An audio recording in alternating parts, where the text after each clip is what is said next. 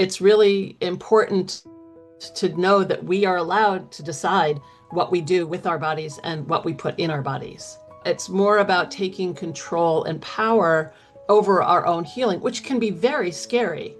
There's this feeling from people that they keep hoping that whatever they're taking is going to work. If people could just really take responsibility for their own health and not rely on everyone else to make their decisions, I think people will be happier.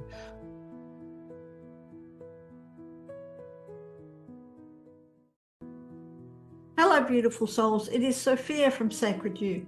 Thank you so much for being here. Before we dive into today's podcast, I do have a small request from my heart. If our conversations ever resonate with you or have supported you on your journey, please subscribe to our channel or like this video. It helps us grow Sacred You, welcome more powerful voices into this space, and keep you connected to everything we share. Thank you for walking this path with us. Let us begin with today's conversation.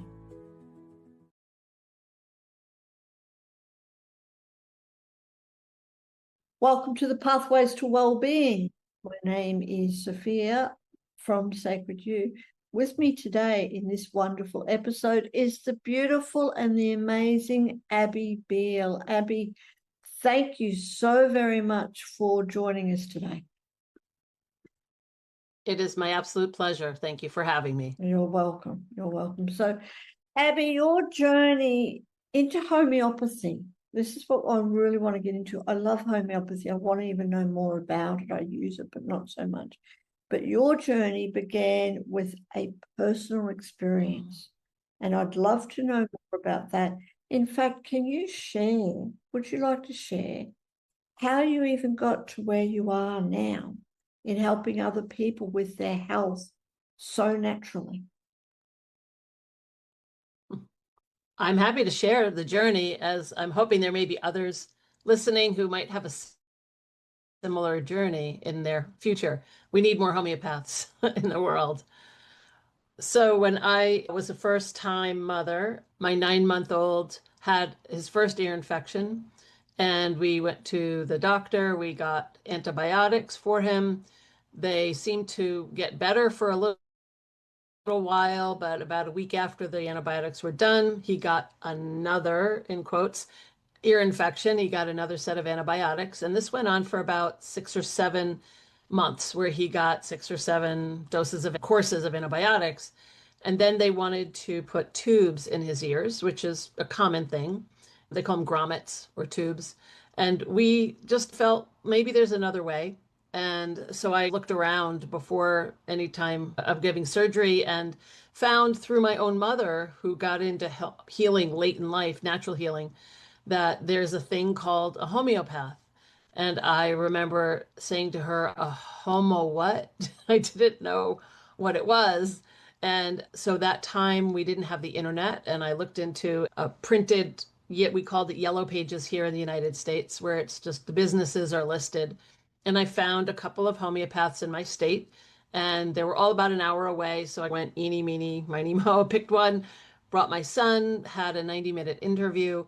And after the interview, obviously my son couldn't say much about his pain or what brings it on, what makes it better or worse, but interviewing me about him and his habits and his preferences and his behaviors gave him a couple little pellets that he gladly took, compared to the antibiotics that he usually threw up after we gave it to him.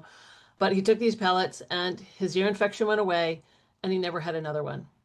And I was flabbergasted, like, why? How could that happen? And I said, okay, if he gets sick again, which I'm sure he will, as he did, I brought him back to the homeopath. He gave him a couple more little sugar pellets, whatever it was, and it got better. And I'm like, what is this stuff? And so I then said, let me see what it does for me. So I went to the homeopath with some issues I was dealing with, took a remedy, and I was like, wow, I get it. This is very different medicine than anything I've ever had. And It took me a while, but by the year 2000, I went to a conference, learned a little more into homeopathic school. And it just, and that's pretty much how it started. Yes, and thank you for sharing that. Isn't it amazing how illnesses, especially recurring illnesses, can guide us on a completely different path? And I want to go so much into homeopathy, That was, but first, you've seen both sides, especially with you and your son. Where do you think conventional systems fall short when it comes to addressing recurring conditions?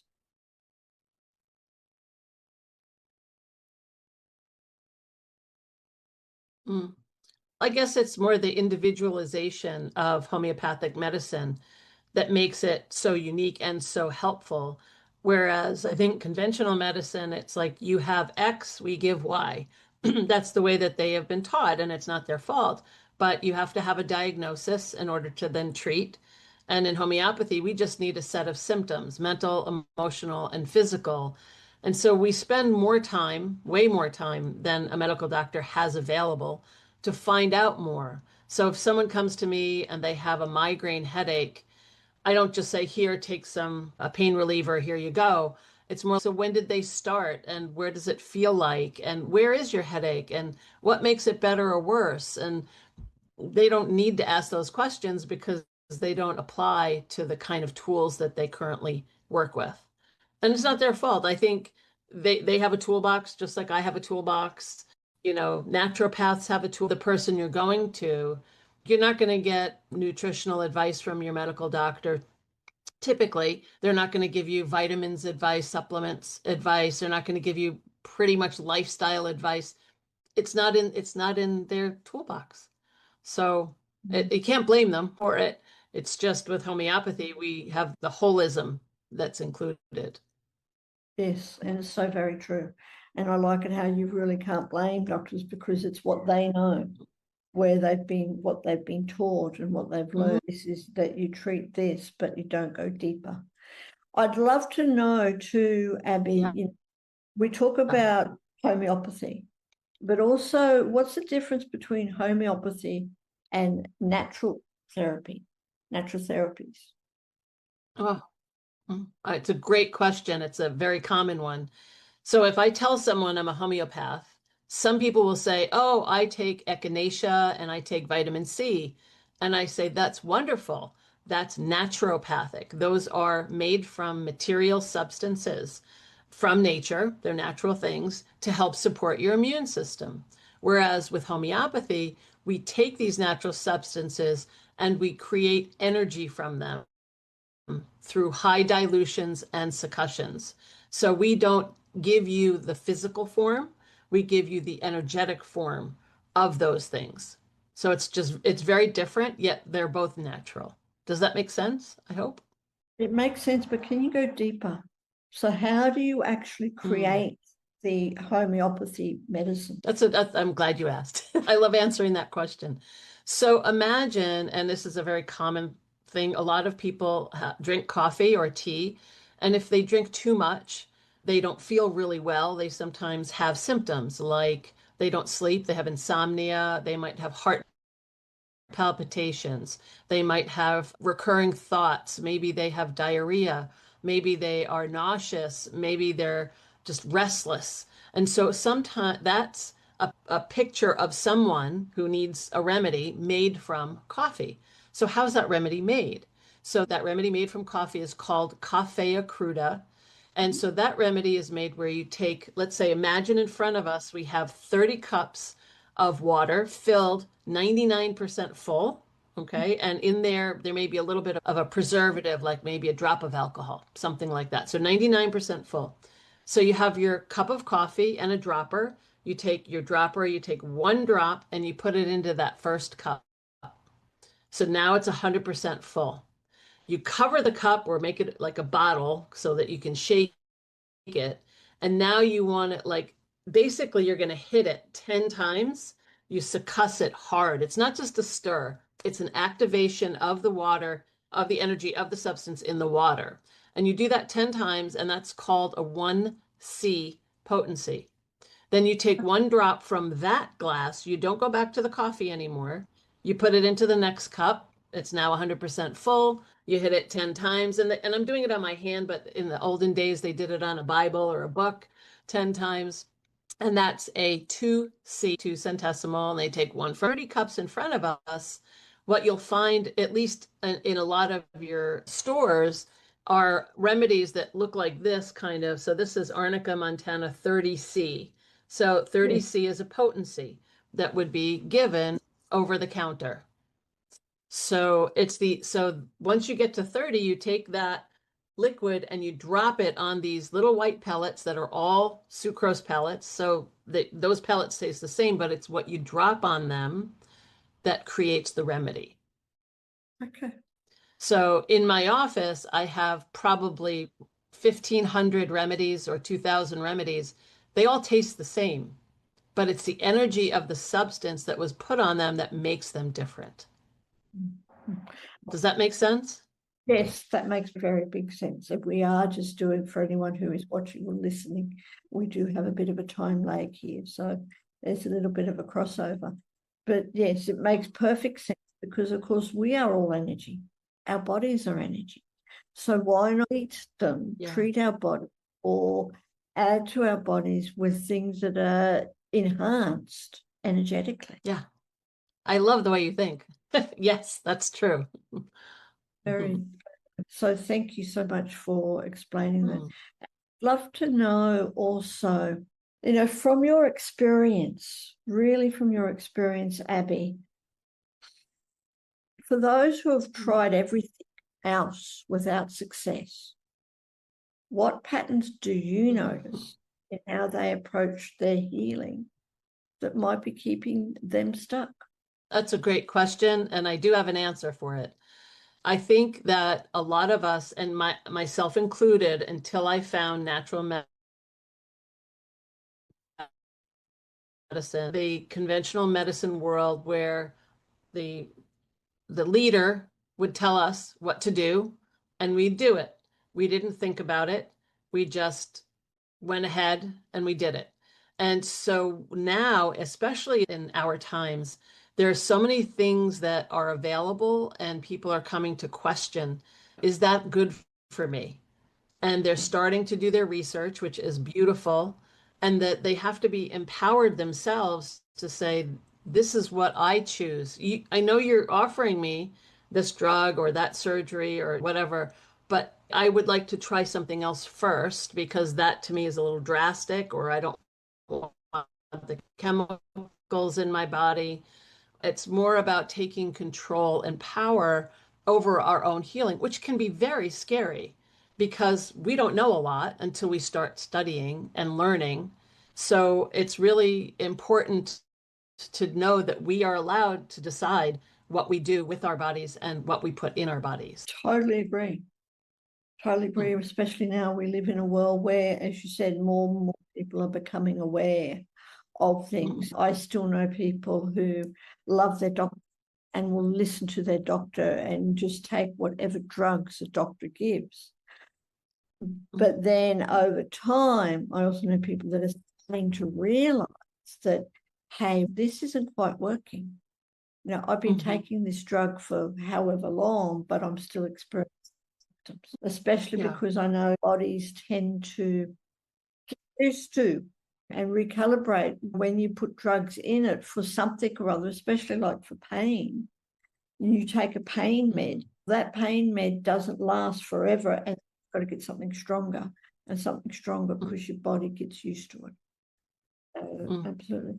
And in your work, from your experience, especially with homeopathy, what is the most misunderstood principle of it that when people really understand, it completely changes their view?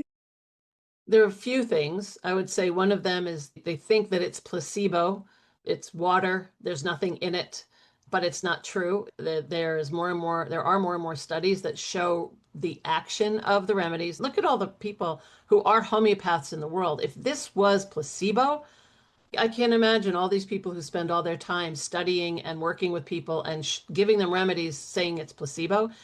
When you think about an infant, you think about a dog or a cat that you might treat, or a plant that you might put a remedy on with water, and they do well, they get better. It's not placebo. It is not. You don't have to believe that it works. I've had a couple of clients, usually men, that come and they're like, I don't think this is going to work. I said, so humor me. Try it, take it. And they do, and it does work. And when the right remedy is chosen, it does work. Let me rephrase that.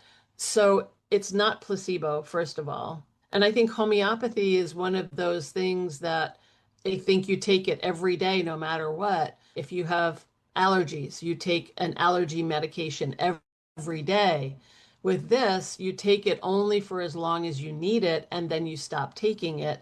And then if it comes back, you start taking it again. But it's meant to go to the root of the allergy so that you won't have allergies over time, that each allergy season you're taking remedy, it's less intense, less frequent, and less long lasting, so that within a few years or less, it's not an issue anymore. Like you could say, I had allergies. It's very different.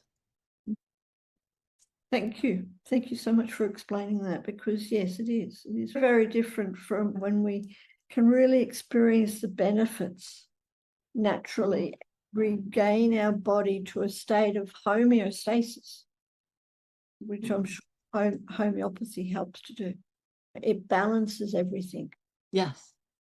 Tell us more about your book. That's the whole idea. Yes, tell us more about your book. Would love to. So this is a labor of love that I put together with 35 other experienced practitioners, student homeopaths, and moms that use this at home. And so this is a book, it's called Homeopathy Primer, Getting Started with Homeopathy, and it's a study guide, learning resource, and a reference tool. And it's different than other books that are on the market because let's say you have heartburn. Here's a great example. So you have heartburn, and there's these different remedies to choose from. We have these charts that give you comparisons so that you can start to learn to use homeopathy at home for your own purpose, for your own benefit in a very smart way.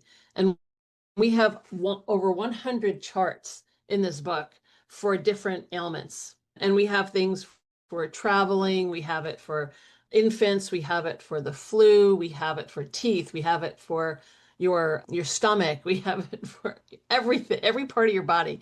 We have a chapter. There's 6 chapters. We even have one on pets and plants. And so it's meant as a homeopathic textbook. It's a textbook.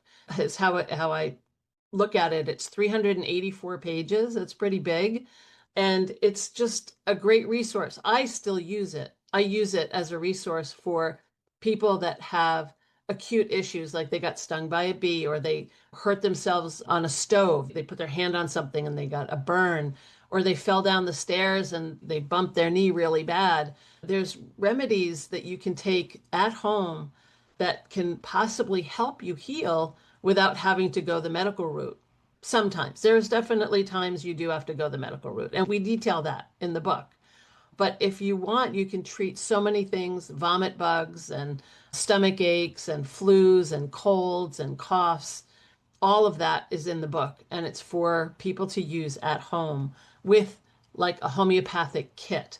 So I know in Australia, Eugenie Kruger sells kits, so you can get them directly from her. She's got some great remedies. Or in the UK is this great remedy kit called Helios, and it's a basic 36 remedy kit of a 30C potency. 30C is, I was explaining how you make them. There are 30C potencies. And so when someone gets this, they can travel with it. It's so small. And look at all these remedies. I don't know if you can see, but these are all these different remedies for all different basic conditions. They even have a little booklet in here too.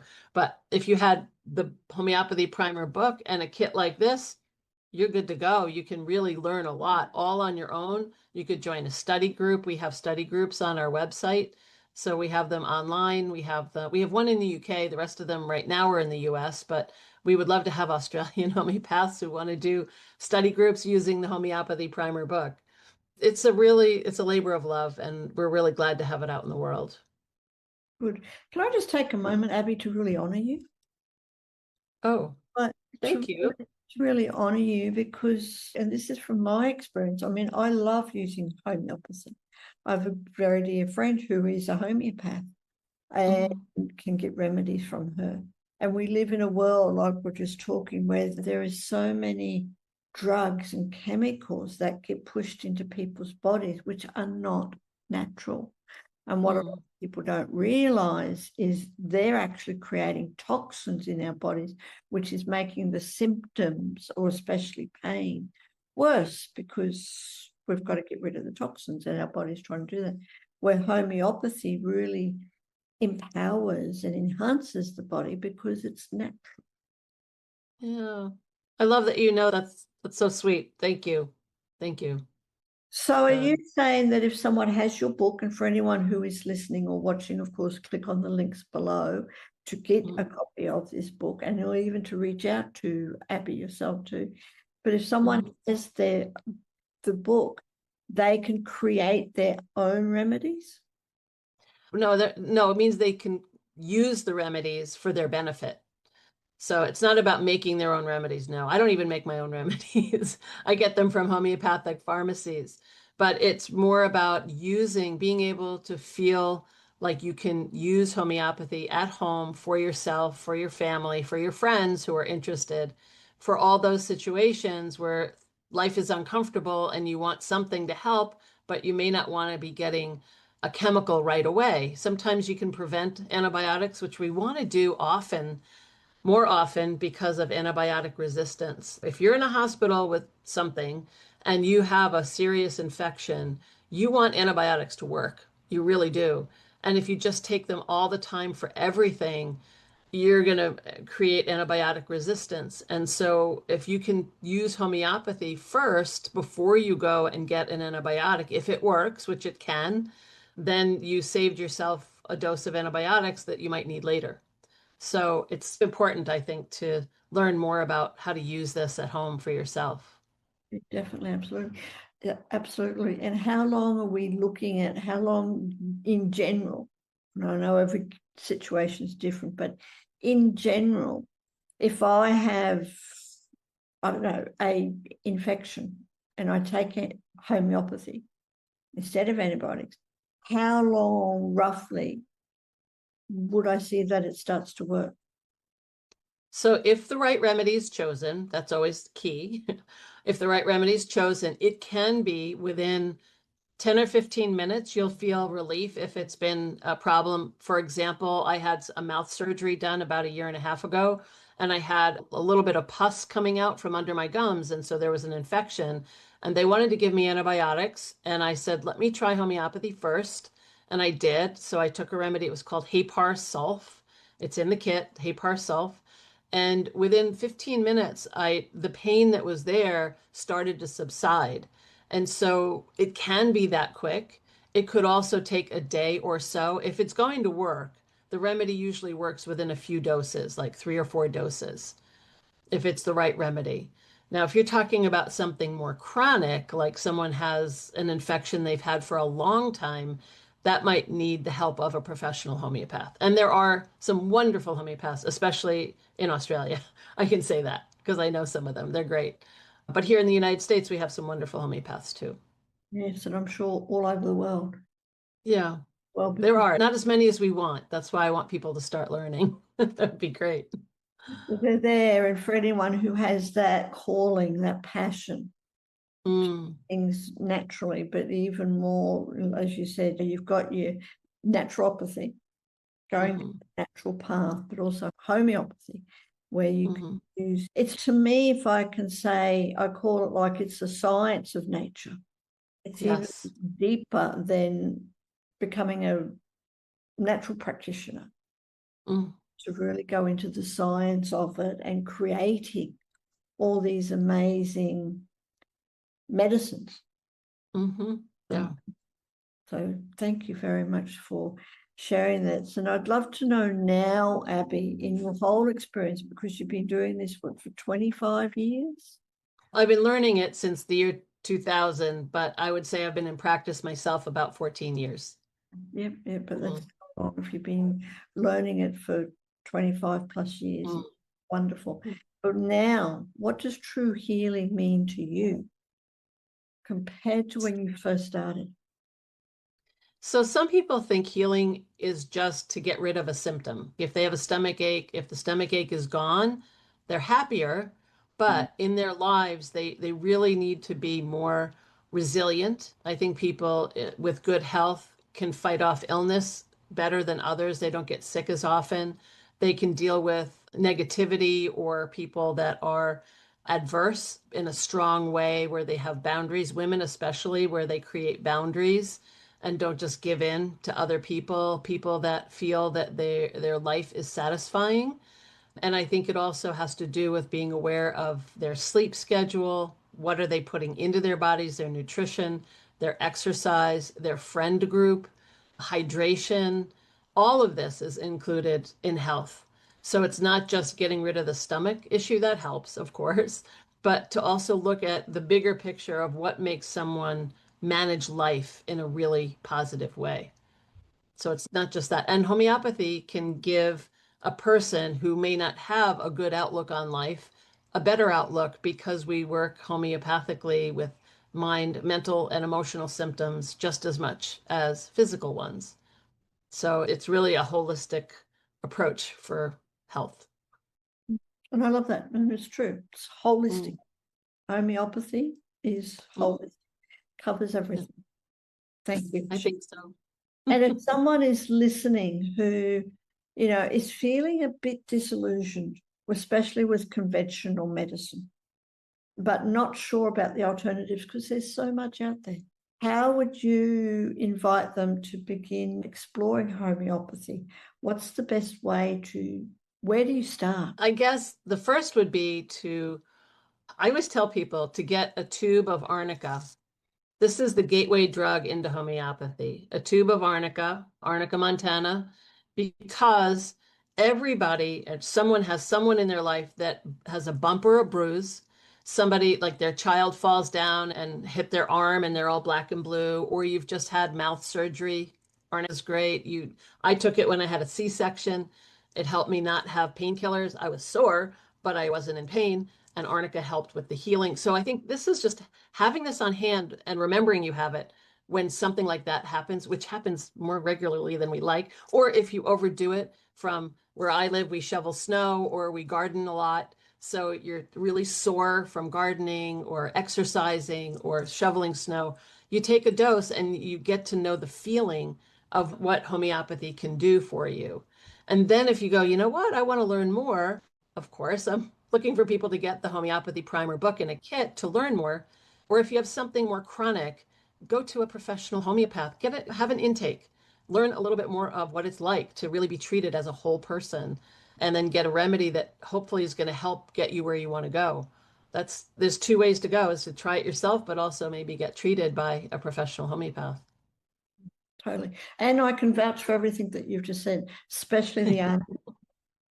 I use arnica all the time. I was born with a body that's got a genetic condition, and I'm always getting some type of injury, whatever that Mm, is, or I said overdoing it, whatever it is.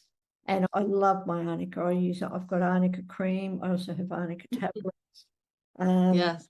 totally, absolutely vouch and recommend for anyone who's listening to follow Abby's advice and go get some arnica and then continue and make yourself an appointment to see a professional homeopath, Mm, as well as getting your amazing book and the kit. Now, with the kit, we will be putting all the details online, so it doesn't matter where people live, but you can definitely no. access the book and the kit.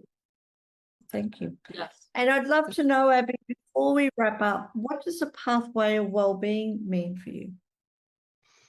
From what I feel is that it's a day-to-day decision that you make. Am I going to meditate today? Am I going to be kind today? Am I going to overcome that feeling of just anger in the world? Because that comes up here in the United States every day lately.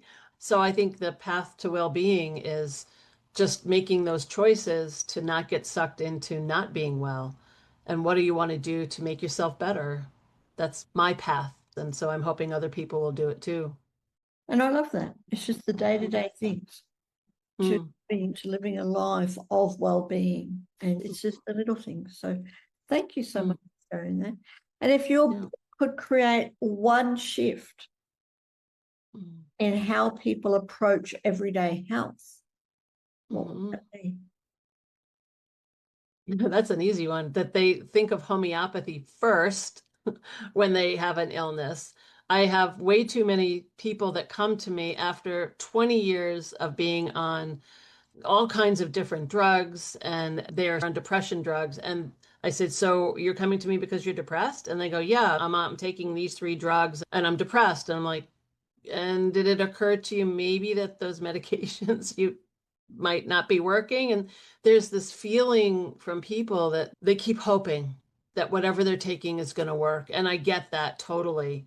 And so so I'm coming around to say is look at homeopathy along with your conventional medicine. If you're going to go conventional medicine, I get it, but also look at homeopathy as a really nice adjunct to what you're doing instead of waiting until 20 years later and wondering why you're still feeling the way you are with the medications you're taking. So, if that's helpful. It is. It is. Mm, It's very helpful, and it's so true. Because mm, wouldn't it be amazing if we live in a world where everything is used like combined to enhance each other? Yes, there is a space and a place, a definite place for conventional medicine, totally. mhm. Yes. But also before you go run down the doctors and get a script, especially for something that you don't really know about, that you haven't gone into, then Mm, have a look at what the world provides in nature and in homeopathy. Thank you. Is there agreed. any other question that I could have asked you, and how would you answer? I don't think so. You asked some great questions. I think if people could just really take responsibility for their own health and not rely on everyone else to make their decisions, I think people will be happier overall, whether it's homeopathy, naturopathy, Bach flower essences, Reiki, whatever it is that people do it because that's going to help you feel better because it's your choice. You've done your research, it's what you've chosen instead of someone telling you what to do. And it's also enhancing the body, Yeah. not Yeah. suppressing everything with the drugs that we put in it, but it's empowering yourself, as you said. It's your choice. It's empowering your choices. It's empowering your body. It's caring Mm, for your body in a natural way. yeah. There's so many ways, Yes. but especially homeopathy, because it's, I'm going to call it the science of nature. Yes. I'll go there. Definitely, because it's all natural things, plants, minerals, animals, for the most part, that most remedies are made from. So, yes, it's a natural thing. The energy of nature. The energy of nature. Totally Mm, true. Thank you ever yeah. so much for joining us today, Abby, on the Pathways to Wellbeing, because homeopathy is definitely part of well-being for your entire life, for your body, for your nervous system, for everything in your life. Mm, Then homeopathy can certainly help. And I do look forward to, I'm going to check out your book and also that kit that I didn't even know was available. So thank you so much for sharing that. And I look mm. forward to chatting with you again very soon. I would love that. Thank you for your support of homeopathy too. I really am grateful. So thank you. Thank you, and you take care. And for everyone out there who is watching, of course, like I said, click on those links below. Get yourself a copy of Abby's book and those remedies, that kit, because you never know where that can lead you in this world, and maybe possibly becoming a homeopath yourself. Thank you. Thank you.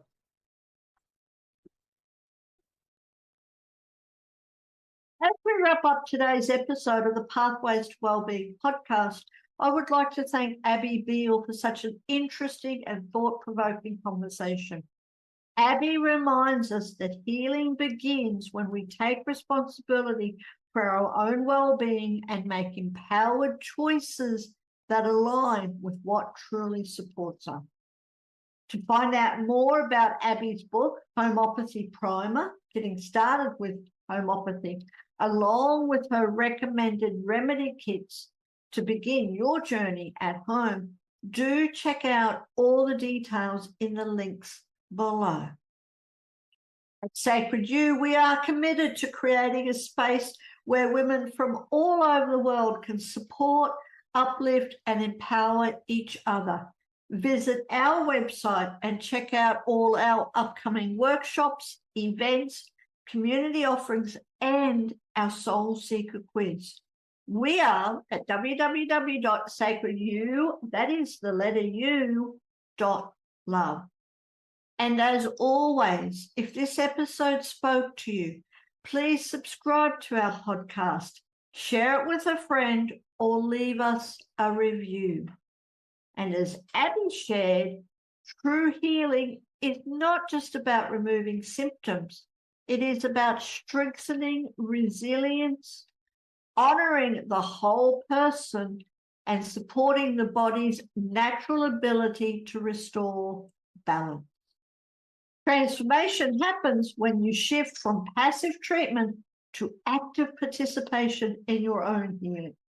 Until next time, stay grounded, stay inspired, stay connected, and keep walking your pathway to well-being.